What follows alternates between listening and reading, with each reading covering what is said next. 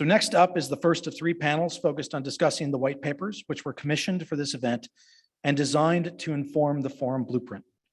The purpose of these sessions is to tee up the conversation and get you thinking about the things that you are going to be discussing in the breakout sessions. This session in particular will feature the authors who wrote or co-wrote the white papers on novel collaborations and partnerships in ocean exploration, which of course I know you have all read. Dr. Monty Graham will moderate the session. Dr. Graham is director of the Florida Institute of Oceanography. He's also a trustee for the Consortium for Ocean Leadership, a director for the Florida Ocean Alliance, principal investigator for the Florida Restore Act Center of Excellence program, and chair of the Gulf of Mexico University Research Collaborative. Monty, welcome to the stage, and panelists, please join.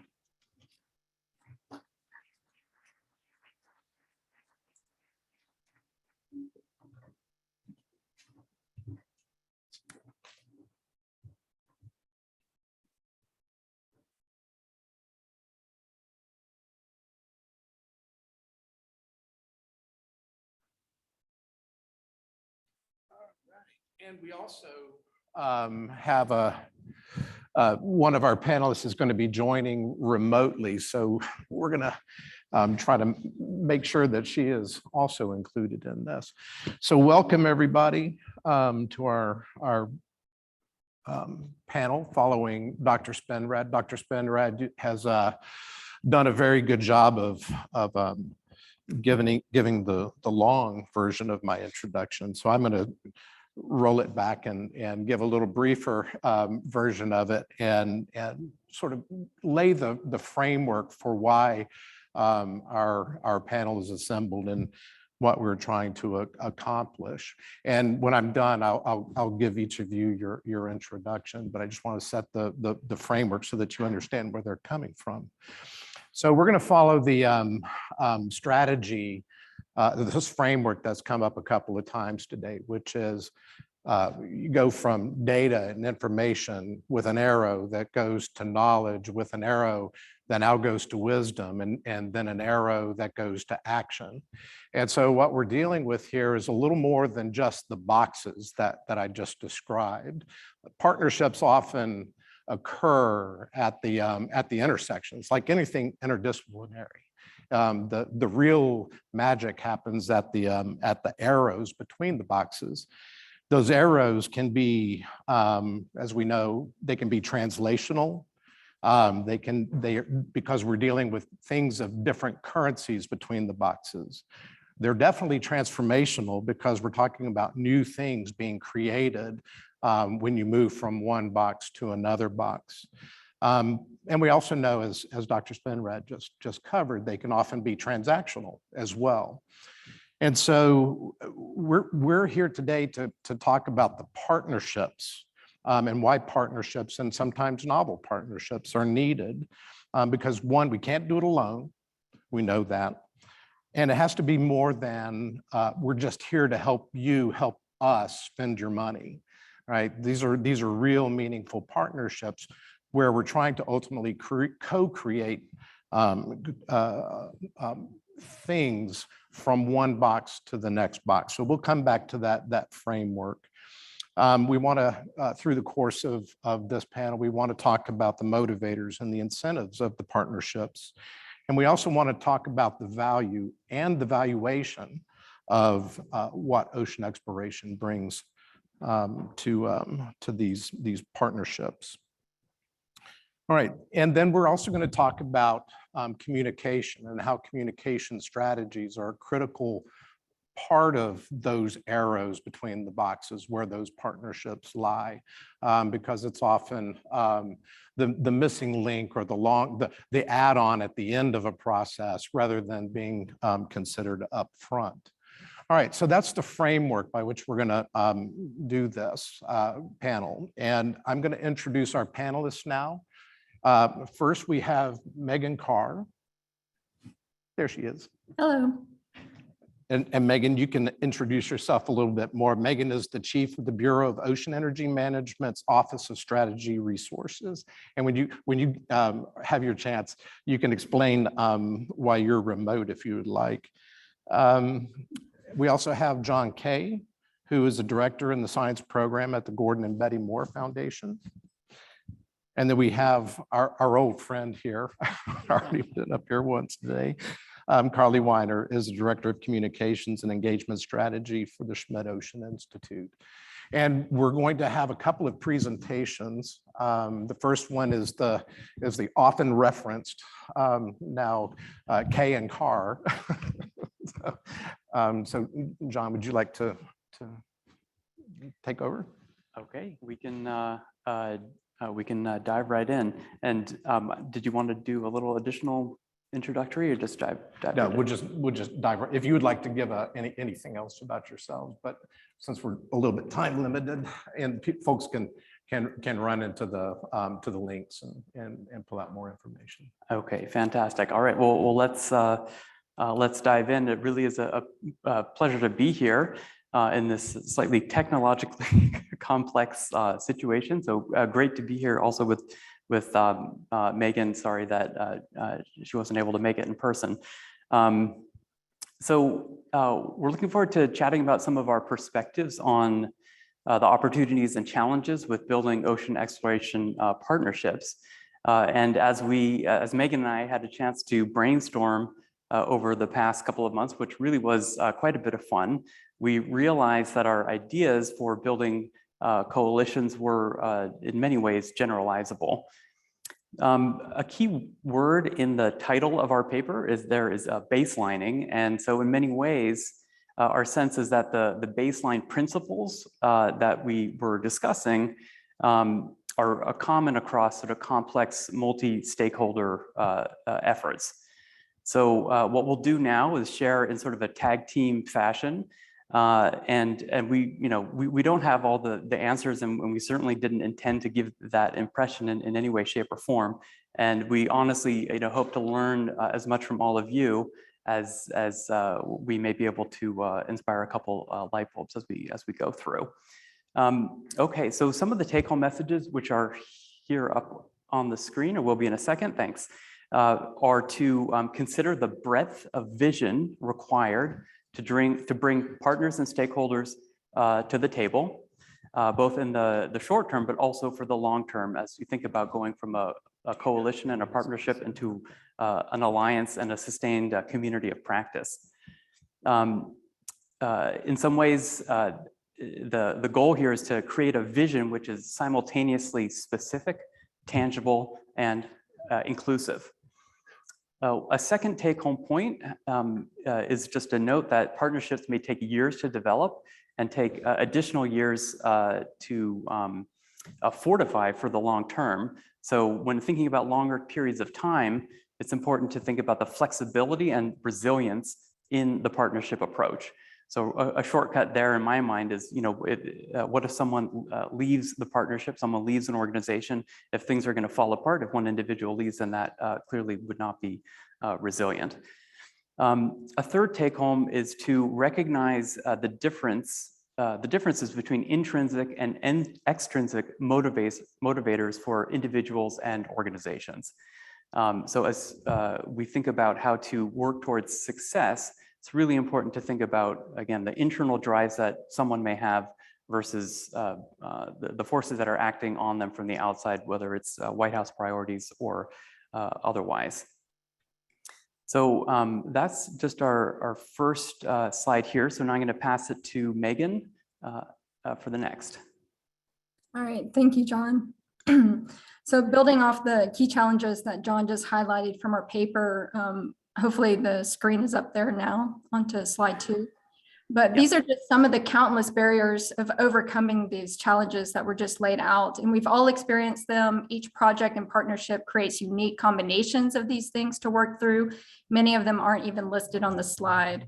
And we're not going to go through each of them, but instead I ask that you begin to think about these barriers and ones that you've recently needed to overcome, bring those strategies and lessons learned into the breakout sessions later this afternoon. And I think that'll provide for a good foundation for those discussions. So next slide.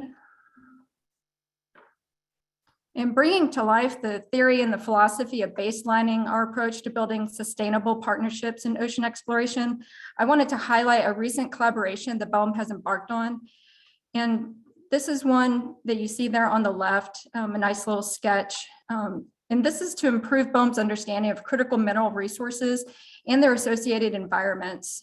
With that, BOEM's Marine Minerals Program has been working with NASA's Jet Propulsion Lab and a small business contractor called Impossible Sensing to develop a small ROV or AUV mounted sensor that can analyze the mineral content of undisturbed samples of the deep seabed while also recording baseline environmental conditions in approximate real time.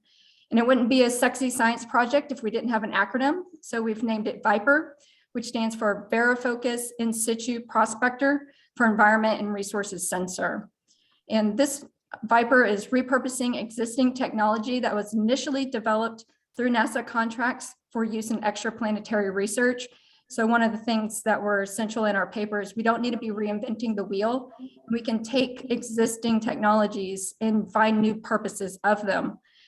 And this is a first of a kind relationship for the Department of Interior. And as I'm sure you can all appreciate, anytime there's a first in government, there are several lawyers involved and a seemingly endless procurement hurdle to work through. So patience was definitely a virtue that was tested in what I consider a giant barrier. This project also expanded our already existing partnership with USGS to form specialized interdisciplinary teams to understand the character and distribution of marine critical minerals, updating maps that provide information for the public, policymakers, others for decisions on how DOI may best manage these resources. Building the team even further, our strong partnership with NOAA and having access to their vessels, so thank you, Alan, and thank you, Rick, has been essential to deploy and field test this new technology, collecting the data that supports the efforts of USGS and creates the critical stories that we've been talking about earlier today that are so essential in helping the communities understand how our efforts are to provide benefits for them, or perhaps continue to get them engaged in the process. And I want to give an early thank you to Jeremy as we continue our work together in your new role. And so with that, each of these partners I mentioned have different missions and different objectives to carry out, either through executive order, direction from Congress, or otherwise. And with that, they all have different motivations, or the why, for coming to the table and making it a priority to be part of the team. Fundamental to the success of VIPER and ultimately being able to explore for critical minerals efficiently is communication. I'm going to say that again, communication. Everyone came to the table with honesty and transparency of what they saw as the common goals.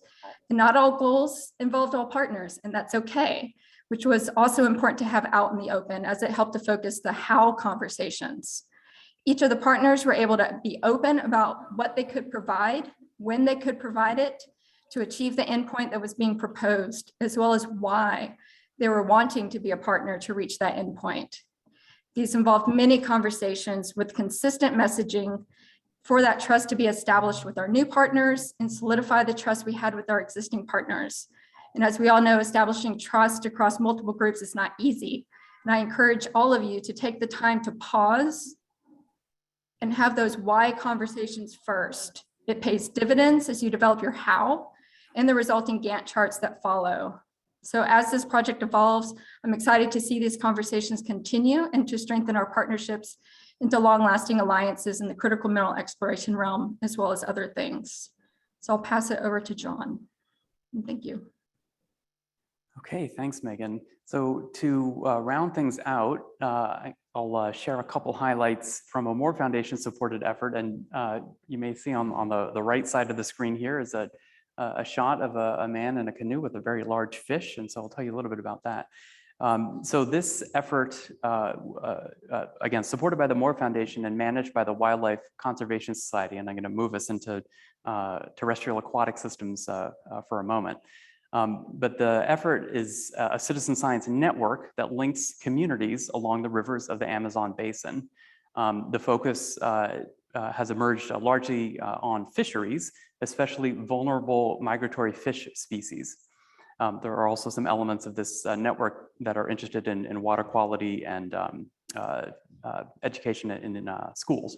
So a goal, just to help set the context here, that ultimately crystallized was to generate and share data and knowledge on aquatic ecosystems to make visible their contributions to sustainable development in the Amazon. So that's what this group ultimately came up with. And the members of the group include local and indigenous communities, conservation NGOs, academic scientists, low-cost tool developers and engineers and tinkerers, government agencies, and of course, funders. So we began with the high-level question of how might citizen science, taken in its broadest, multifaceted definition, assist beyond current practices for understanding and preserving the aquatic systems of the Amazon, and that accounts for how communities are linked up and downstream. So that, and we talk a little bit about this in our paper, is the problem statement. So we tried to come up with a clear focus for the discussions. So local knowledge, of course, has been robust for generations and millennia, and sort of bringing back in this concept of wisdom that Nia Lewis brought up earlier. But what was less clear today was the nature of the growing collective impact on fish populations, especially the migratory fish species that may swim thousands of kilometers up and down the river between breeding and feeding locations. So again, the question was, what, if anything, could citizen science bring to the table? So we brought together the many groups that would have a potential contribution to the conversation and had an interest in the outcome. But before jumping into planning mode, which I know is often sort of can be an initial instinct, we really emphasized the process of getting to know one another, which is a process that unfolded over multiple years. And this process of getting to know one another is certainly one that Alan mentioned at the beginning of the meeting today. So just a quick list of tactics that help make this a success. Expert facilitation, multilingual, norms and agreements for how the group wanted to interact, discussions about terminology. The term citizen science means different things to different people and can be fraught. The group landed on this term as opposed to participatory science, community science, and other versions of the general concept. Lots of discussion on values. Lots of discussion about the why different individuals and organizations were at the table. There were certainly many bumps along the way. Honest conversations were critical, and there were some tense moments as well, but that was important for the process. But after many workshops, many flip charts, many giant stickies, moved around the room, a lot of coffee and beer, not at the same time, the group created a shared vision, and the data are starting to roll in. And we're in the group is in the process now of turning data into knowledge, and then ultimately, I hope, wisdom, which could be an anchor truly for sustaining this effort into the future. So I'll leave it at that with that example there. So thank you. Great, thanks, Megan and John. So now we're going to move to another aspect along that continuum, which is the communication side. So I'm going to hand the clicker and the torch over to Carlie. Thanks, Monty. So we spoke about this a little bit this morning in terms of how to engage the public, but I want to talk about it now more in the context of novel collaborations and partnerships. And want to start with operating under the understanding that public connections with the deep sea can enhance its relevance to people's lives as long as we're making it relatable, long-standing, and creating productive and symbolic relationships. And the best way to do this may be through collaborations and partnerships with groups that already engage the public in areas of expertise. So there are different groups we're talking about here today in terms of collaborations and partnerships, but I'm going to focus on how we do that with the public. The idea is that we bring the deep sea experience and work with knowledgeable partners who are skilled already at connecting with particular audiences. So we bring the ocean science and they bring the expertise of the particular audience or group that we want to connect with. Today, I'm going to share a few examples of this. The first being a new virtual aquarium. This is a collaboration with World Ocean Observatory and Schmidt Ocean Institute, which actually launches tomorrow. Each of you should have seen a card, which I encourage you to pick up at registration. But essentially, this brings virtual deep sea species and systems to people in their homes to interact and engage in a new and different way. Leveraging popular culture can also help in collaborations. This can be done through museums or industry partnerships like those in fashion, which John Steele mentioned this morning, or gaming. We saw in the video early this morning about how the gaming industry can serve to merge technology and deep sea content with mission-oriented challenges that maybe would address the public that had not previously been tapped into before, and stimulate interest even in ocean careers. We've seen other examples of this in games such as Beyond Blue, and a recent or upcoming example is that of Sub ROV. Again, another interested gamer who had been following along on ocean exploration, dives, and live streaming was inspired by the collective ROV community and work that's taking place and wanted to create a mission-oriented game with challenges based on real-life experiences. This is from a gamer, Jose, based in Spain, who will be going live with his Sub ROV game this June. Another example of collaborations with tastemakers, industry, and artists can be seen in this art exhibit that John spoke about this morning at the Explorers Club earlier this month. They allow for novel courses of ocean exploration to merge those who have not worked together. And so Nautilus magazine is a good example of this, but the artists and scientists themselves working together in creative ways can create a new collaboration.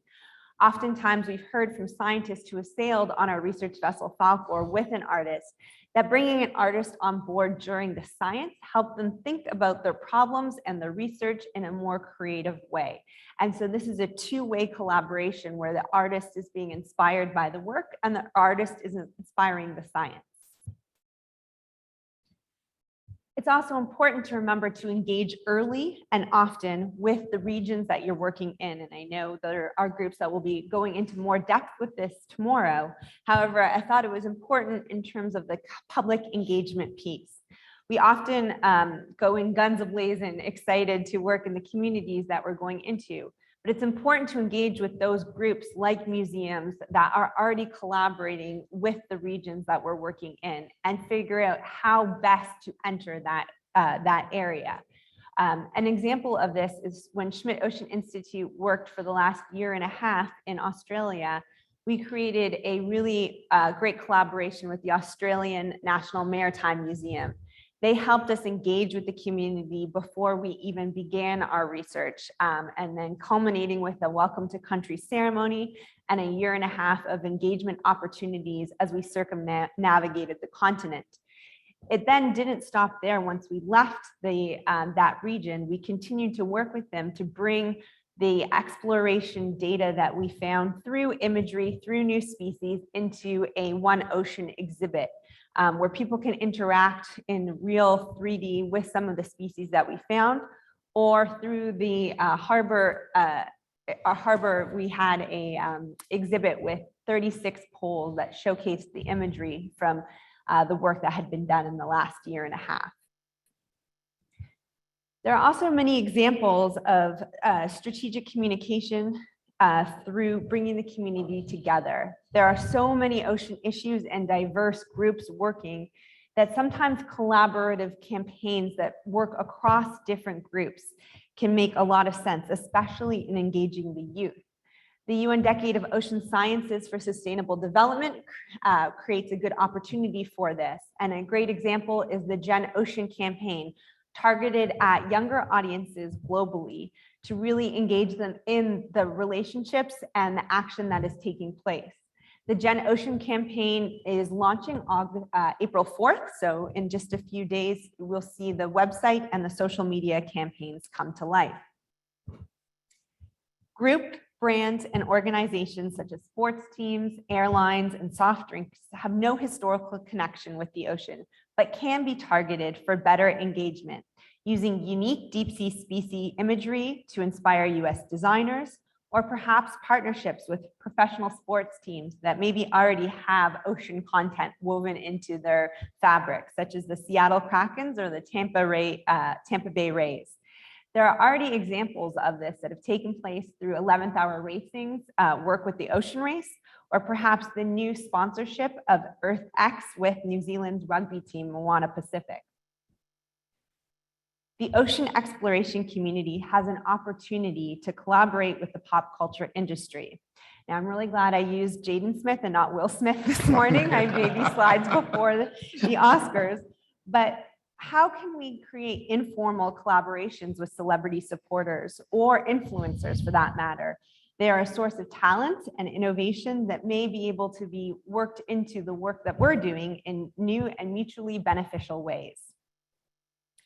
We have opportunities to create lessons about the ocean, and we heard a little bit about that this morning with the Octonauts and Adam sharing some of the work that they're doing. It's helping us to refocus activism and marketing the deep sea to youth. This can especially help with creating new career pathways in the blue economy. Octonauts has created a new generation of ocean explorers, and I'm sure any parent in this room with younger children will agree with me that it does an effective job of creating creating excitement and more in-depth exploration.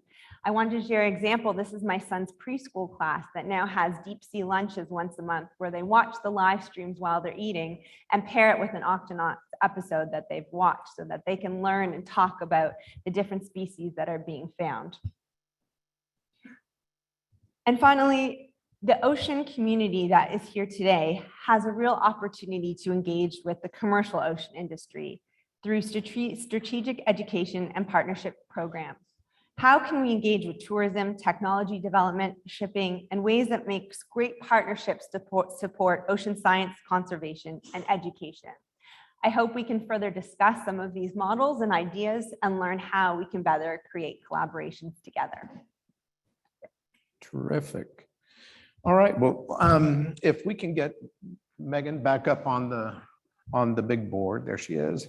And we're going to have a little, we agreed in our pre-formatting discussions that we would have a bit of a round, it's a fireside chat type venue. And so I've encouraged not only the audience and myself to ask questions, but I also would like for my panelists to engage with each other and ask questions, push each other a little bit on this. I'm going to go ahead and start with, actually, I'm going to, if y'all don't mind, you're very comfortable and you're all professionals. I'm going to riff a little bit off of the lead off preordained question, because I think something that's come up a couple of times through the day is actually pretty relevant to this group. So as you get into novel partnerships, all right, so by definition, you're working with entities that are not in the same box as you. And so everybody is going to be a little bit uncomfortable in those initial phases of working out the why parts of a partnership, as Megan led into. And one of the biggest things around partnerships is trust, is trusting. You mentioned honesty. So I would like to know, both from, say, the citizen science perspective, as well as this wide array of folks that you were working with, Carlie, is how do you build trust? What are the mechanisms that you all are using to build trust? Well, I can take a crack at starting off here. Well, two things come to mind. I think the first is probably intuitive to everyone in the room in terms of, trust is based on a sense of understanding the other person, and you can build a lot on top of that. But there is an assumption in relation to the concept of trust, which is one to also consider, where some individuals begin with full trust with a person that they've just met. Some individuals begin with very little trust with the person that they've just met, and some people are, in between. So it falls on a spectrum. So just the more you understand about yourself, then the stronger the basis for that initial sort of interaction with someone. But those are some just initial thoughts there. I would build off that if I could, in that a lot of times we're using this collaboration and partnership interchangeably, but legally, they have very different definitions. A partnership has a lot more withstanding and legal ramifications around that term. And I think a dip your toe in approach sometimes is the best way to operate, where you're building trust. So you start on a smaller project, you start on working together, perhaps on something a little less formally. And then from that, you build that trust and continue to grow it and see how you can learn from each other in terms of your operating styles, and then maybe go into deeper connections and then eventually partnerships. And I'll add to that. I think a lot of the times our partnerships become very transactional. And so a lot of the times that trust is from a relationship that's been established, and you continually build on those small wins that Carlie just mentioned, showing consistency and actually being there between projects, so that whenever you need to pick up the phone and you have an idea for getting together on a different future collaboration, they're not going to immediately have that knee-jerk reaction of, oh, they only want it because I can give them something. And so kind of how you can go about that in between time is going to be really important to maintain that relationship and not start over or start back at a maybe even a diminished state when the second project that you want to work together comes along. So any of you, would you be able to answer whether or not do the same rules apply for partnership development work outside of your, beyond just trust and building the communication and collaborative spirit that could lead to a real partnership? But in general, do you find that the rules that apply within the discipline, do they apply to outside, would the producers of Octonauts be playing by the same set of rules, governing how a collaboration develops as what you're comfortable with? Well, I mean, one thought that comes to mind is that, as you extend further from wherever you're sitting, the importance of what you could call sort of cross-cultural competence, becomes more and more important as you're reaching out to groups that are different from, one's own experience. So I guess I kind of see it along that spectrum where, again, the further you go, the more time you need to think about what assumptions that you bring to the table, which could, if those assumptions are not understood, then you may fall into a miscommunication pitfall that you have to dig yourself out of later on. All right, it's hard to see up here if there are any questions from the audience, regarding any of the presentations. So I'll make sure that I see Katie walking around there. It's on. It's on. Hi, me again. I was wondering, just in terms of partnerships, I'm not a recovering Fed, but I'm a recovering private contractor. And, this sense of like timeline and geography and processes and fiscal mechanisms, because I would always find that, engaging, especially like the native wine community or certain local communities, like the amount of time you need, the amount of funding you need, you should just like double it, triple it, because you need to sit down, you need to have conversations. So just what is some of your thoughts in terms of like almost the framework around the partnership process to address sometimes when it's almost like logistical components or legal components that can get in the way of, like it can almost I guess rush you, right? You're not able to always take the amount of time. So what is some of your advice or guidance in terms of when two really diverse communities come together, and it's not just their ideas that are diverse, but it's actually their parameters and the frameworks that they're working in? That's a great question. I can start and let the team build off of that. But I don't think there is a one size fits all, and I think just being upfront about what realistically can be accomplished so that the expectations are managed. I think there's nothing worse than starting off a partnership with unrealistic expectations and then failing to meet those.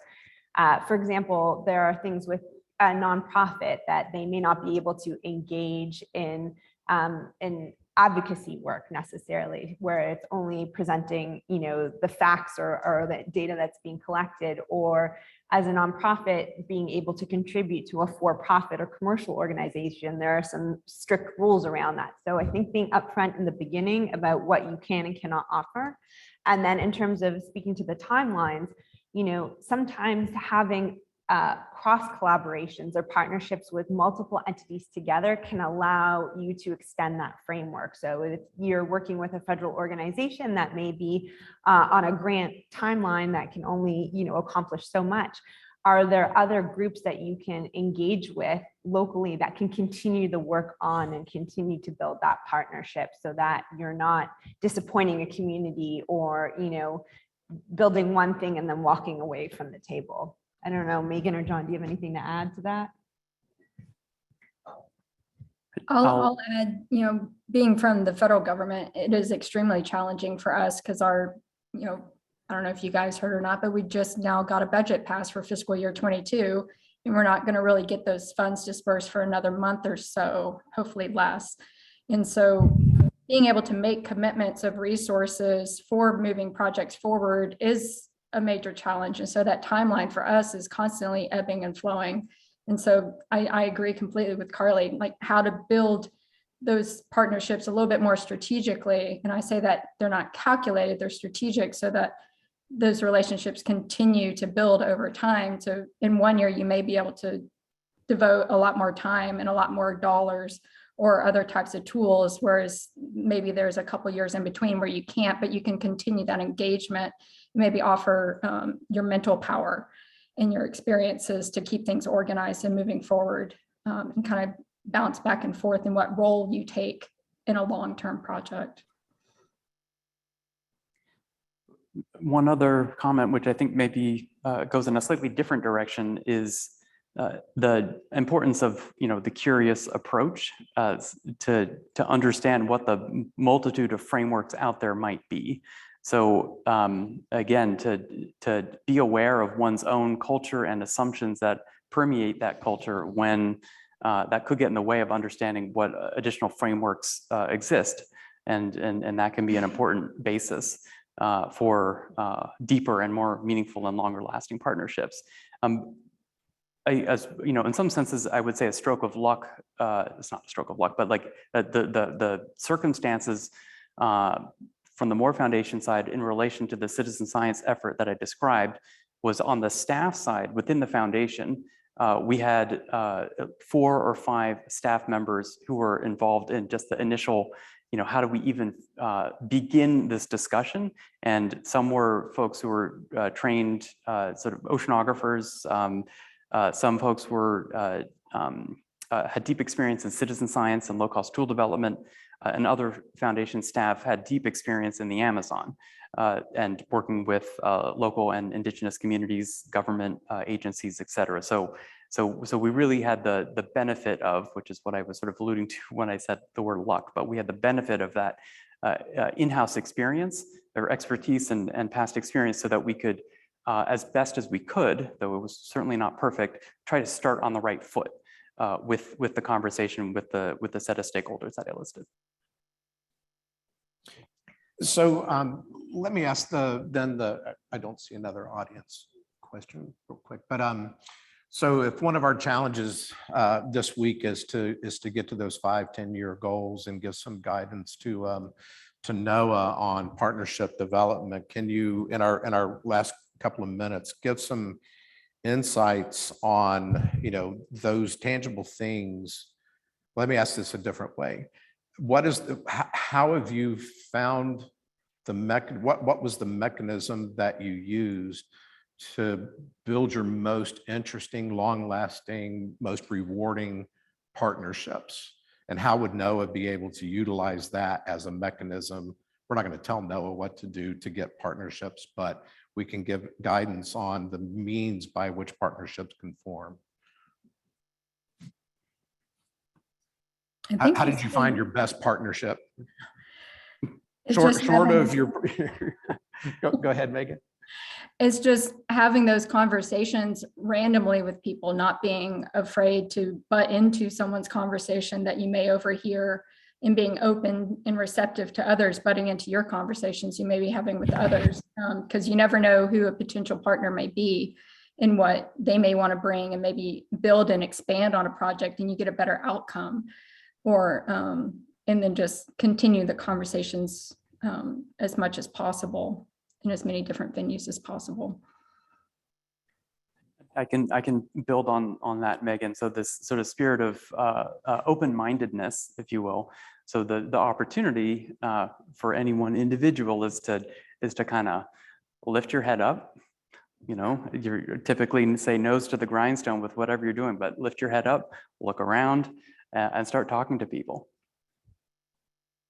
Making sure that we're working together and that we're not, reinventing the wheel each time. And so I think there are already some really outstanding examples of that. And one of them I'll cite is a recent workshop called Kupu's Wake, where Ocean Exploration Trust, NOAA's Office of Exploration at Schmidt Ocean Institute came together to connect with community leaders in the Pacific Islands, Samoa, Hawaii, Cook Islands, and New Zealand, and talk about how ocean exploration can better engage with the communities that we're working in, and how we set those collaborations up early on to make them respectful, meaningful, and positive examples of exploration. And so it's working together in those ways where, you don't have all the different exploration communities coming at you with different things, but coming together as a group in order to effectively move the needle forward, I think is a really great way to do that. Well, great. Well, I think we're out of time. Megan, John, Carlie, thank you very much for your thoughts today. Alan? Yep, thank you. Indeed, thank you very much. As our panelists are walking off the stage, I'm happy to say that we're going to take a 30-minute break. But before you go, we're going to get to this. Oh, we've got a little remote control. Before you go, I want to give a little bit of logistics around the way the rest of the afternoon is going to go. First, we've got a 30-minute break followed by our first 90-minute breakout session. So at 3 o'clock, please plan to be in your breakout room, ready to go and engaging. You can find your breakout room assignment in a couple of different ways. One, it's on the forum website. If you don't remember what the location of that website is, there's a couple of signs outside with QR codes. Feel free to scan those with your phone. And you can also look at the letters on the back of your name tags if you haven't seen it. You've got some letters on the back of your name tags. And so your breakout sessions are associated with those letters.